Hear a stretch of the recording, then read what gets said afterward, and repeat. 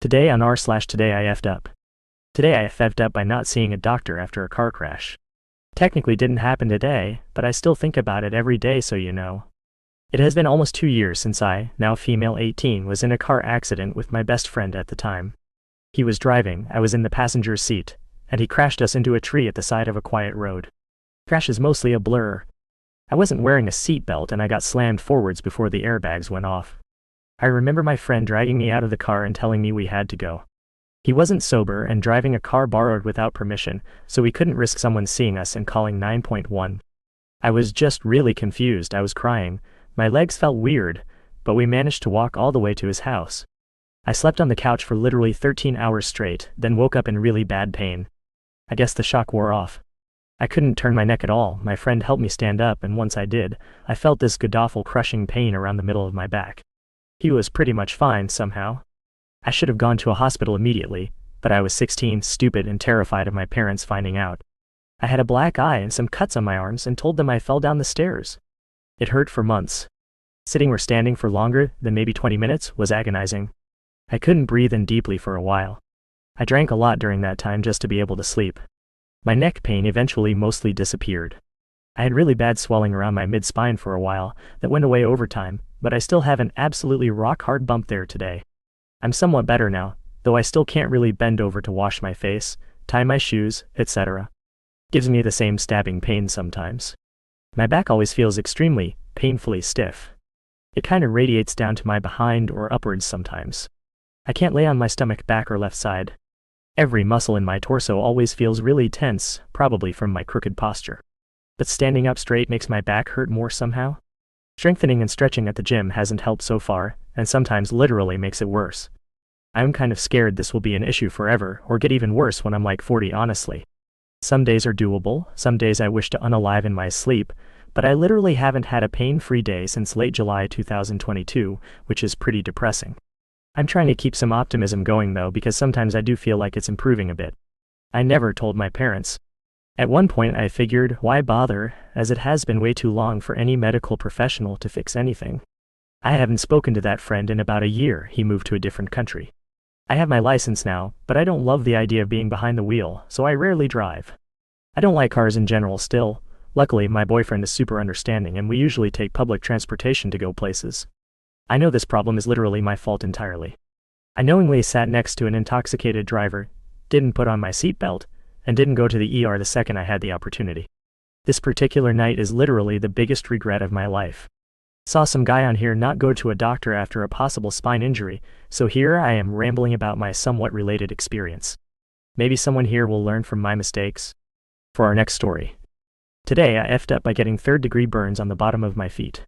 This happened last year and was one of the most painful experiences of my life. My fiancé and I went to a wedding in the Bahamas. When we got to our hotel, our room wasn't ready yet. We decided to drop our stuff off in a locker and walk to the beach, which we were told was just down the block. I only had sneakers readily accessible and didn't feel like wearing them to the beach, so I figured I could walk there barefoot since it was close. That should be fine, right? Wrong. We got down the block from the hotel and I was in agony. My fiancé suggested we go back, but it was hot and I thought we were closer to the beach than we were, so I figured I'd be okay. Wrong once again. The beach ended up being a half a mile away from the hotel. We weren't at a resort, so I didn't want to be alone while my fiancé ran to get my shoes. I decided to power through. Once we got to the beach, my feet were already starting to peel. Thankfully, our friend who lives in the Bahamas was able to give us a ride back to the hotel so we didn't have to walk back. By the time we got back, the skin was starting to come off of the bottom of my feet. At the rehearsal dinner, I already was unable to walk. The rest of the trip was spent by taking every step in utter agony. The one activity I wanted to do, swimming with the pigs, was spend so much pain I had to wear sneakers in the water. Thankfully, a lifeguard bandaged my feet, but it wasn't helpful with the pain. On the way home, I had to get a wheelchair at the airport. By the time we got home, the skin on the bottom of my feet was gone. I ended up going to the ER and had a pretty nasty infection. I had to miss work for a week and couldn't walk. So yay, wear shoes outside in the Bahamas. Let's dive into our next story. Today I effed by repeating a line from Brooklyn Nine-Nine in front of my daughter. This actually did happen yesterday. My wife and I binge-watch family-friendly shows with our 13-year-old son. Each night we put our 8-year-old daughter to bed and spend an hour on the couch. We've made it through all of Modern Family, Life in Pieces, Big Bang Theory, and Young Sheldon. We are now almost through Brooklyn Nine-Nine. I don't know whether it is his age or the show, but Brooklyn Nine-Nine has been the most quotable among us. My son will refer to himself in the third person like Terry. If he doesn't like what's for dinner, he will say that he would rather eat flavorless beige smoothies containing all the nutrients required by the human animal. My wife will make title of your tape comments. I'll pretend to be Scully or Hitchcock. Fast forward to a family gathering last week where my son notices a cheese board. He popped a cube of Oka in his mouth and said, "Oh, that's not what I thought it was." Immediately I quipped, "That's not cheddar. That's just some common Oka." He laughed uncontrollably and my daughter asked what was so funny. We explained that it was from a line in a TV show and carried on with our lives. She is at a day camp this week which provides lunch in a cafeteria. It's run by a bougie private school. Somewhere during the lunch they passed a sandwich station and she noticed the slices of cheese. Then she commented, "That's not cheddar, that's just some common cheese." An older kid behind her in line said, "That's not the quote, it's, you're not cheddar, you're just some common B word." So she asked her camp counselor, "What's a B word?" And then I got the phone call from the camp director. Ultimately, we got to the bottom of it. The camp director was a little harsher with the older kid, but my daughter got a talking to by staff about using bad language and missed out on the fun swim time. I had to come get her. She doesn't think she did anything wrong, which we agree with. Thankfully, she'll only have 2 more days at the camp. On to the next story. Today, I effed up by giving myself a first-degree burn in the shower. This story really demonstrates how much of an idiot I actually am, and just when in my life I thought I peaked, I always one-up myself. Last night, I followed my routine as I always after work. Get home, eat, shower, and then relax. I'm a semi-major germaphobe, so I generally take hot showers to make myself feel like I've killed every germ that could exist on my body. I thought I took a shower at my normal temperature of it's not scorching hot, but it's lukewarm hot. It wasn't until an hour later while laying in bed and doom scrolling I went, my face is kinda hot to the touch. So of course I go look at my face and it's all red, to the point I was questioning if I was having an allergic reaction to something I didn't know I was allergic to. Usually after a hot shower it's not uncommon for the heat to cause my face to be a little red, and it looked just like that, except it's usually gone within 10 minutes, and here it was an hour later causing me to have a burning sensation. After a few hours of talking to friends and family, the conclusion was I gave myself a first-degree burn. Our water temperature goes up to 120 Fahrenheit, and a first-degree burn happens in the range of 110 Fahrenheit and 115 Fahrenheit. I never thought I was white enough to get a sunburn without the sun, but here I am with my cold compresses and aloe. It'll be a long few days of misery. Our last story for today.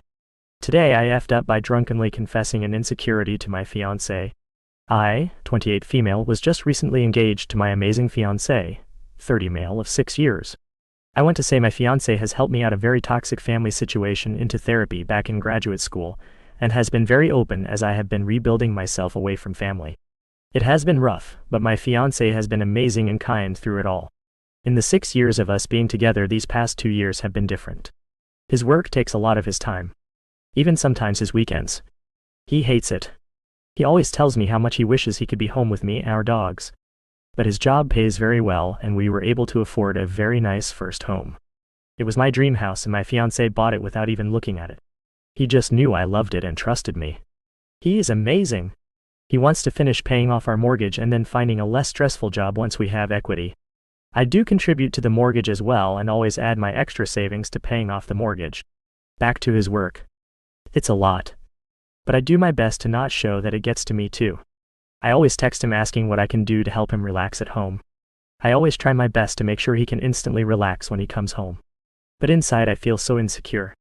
At one point, he was working all week, and the weekends we were both traveling to visit longtime friends, and haven't really had a chance to just sit with each other for a month almost. I can admit at one point I thought maybe he was getting so lonely that he could stray. Then that thought took off into worse thoughts. I hated how it snowballed and then continued. I didn't show it, talk about it, or even disclosed in any close friends. Because I knew this thought was so effing ridiculous. But it was there and it was hurting me. I will say I have not had this thought recently. Since our engagement, my fiancé has made sure to get off work at more reasonable time. He has been planning dates, spoiling me, and cooking dinner all the time. He has been so blissfully happy until his work event. We both got super drunk as people were giving us shots to celebrate. On the drive back he was just gushing about me, hyping me up and telling me how beautiful I was all night. I then blurted out, "It makes me so happy to hear you say this. I thought you could be cheating at work for how long you're gone." I know the car didn't stop, but it felt like it did in that moment. Guys, his face when he looked over at me to see if he could scope if I was serious. I swear we must have both sobered up when those words left my mouth. I'm sure our Uber driver even side-eyed me. I tried to laugh and backtrack, saying I wasn't serious or it was a bad joke. He then laughed a little and said it was indeed a very poor joke, and held my hand tight. The next day, he sat next to me on the couch and asked if the comment I made yesterday was serious. I told him. One time I thought, but I know this is an insecurity I need to work on. I told him flat out he has given me no reason to believe this. I am just working on this and will need to bring it up in my next session. Now my fiancé comes home from work right on time. No more working late. He will work home instead. I know some of his coworkers want him back in office for more efficiency, but he said he is getting the same amount done home too. I'm afraid he is putting his career over an insecurity that truly makes no sense. I keep telling him I'm fine, but he keeps telling me this is something he wants to do and just misses being home. And those are all the stories we have for today. See you tomorrow.